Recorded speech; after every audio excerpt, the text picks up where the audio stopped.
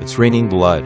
A Midnight Voices a iVox production. Inside of me, there are voices, many of them, and they come out at midnight. When the sun begins to sink below the horizon, I feel a hollow ache inside me, a restlessness that scratches at my nerves, and an agitation that builds until I can hardly stand it.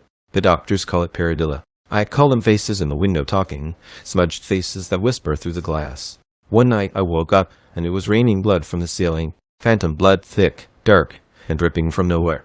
They said a woman had been stabbed to death in her bed years before, right above my apartment. The ceiling still bears her stains, ghostly brown and red like some macabre painting that refuses to fade. I'm a sensitive medium. I see, smell, and taste what others can't. Moving into this building was a mistake.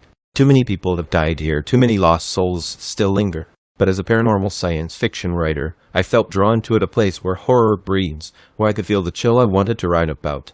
I told myself it was for inspiration. Now I think the inspiration is consuming me. It happened again one night. I was lying in bed when I whispered to myself, "It's raining blood."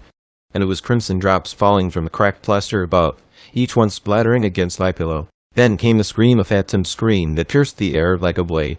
I knew it was her. Parla. Parla was the young woman who lived upstairs before me. She was stabbed to death in her sleep, and since her murder, no one has lasted in that apartment more than a month. But that night, as I worked on my new book, Haunted Spaces, I heard movements, scraping, shuffling coming from her empty apartment. I knew she was getting ready for another haunting. I felt her pain, her confusion, her plea for help.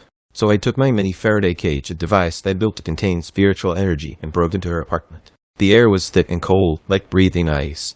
Parla's ghost appeared, pale and trembling, while another presence lurked in the shadows. Albert, her boyfriend, the man who had murdered her.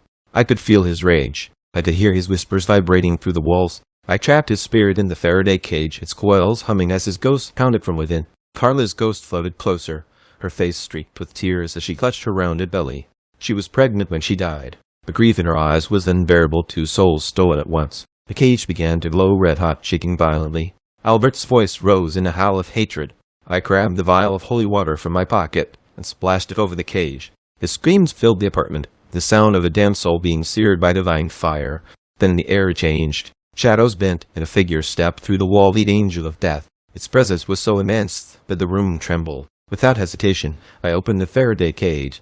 Albert's ghost shot out, but before he could reach the window, the angel of death seized him. A fissure split open in the wall, a swirling black pit that howled like the mouth of hell. The angel hurled Albert into the abyss, sealing the portal with a single sweep of its hand. Silence fell. When I turned, Carla and her unborn child were bathed in the soft light, rising gently toward the ceiling. Her face was peaceful now. "Thank you," she whispered, fading into the glow. I dropped to my knees. Tears ran down my face as I looked up at the now clean ceiling. No more blood, no more screams. "Thank you, Lord," I sobbed. "Thank you." But even now, when midnight comes and the air grows heavy, sometimes I still hear the faint sound of raindrops hitting the floor, like phantom blood falling from a ceiling that remembers.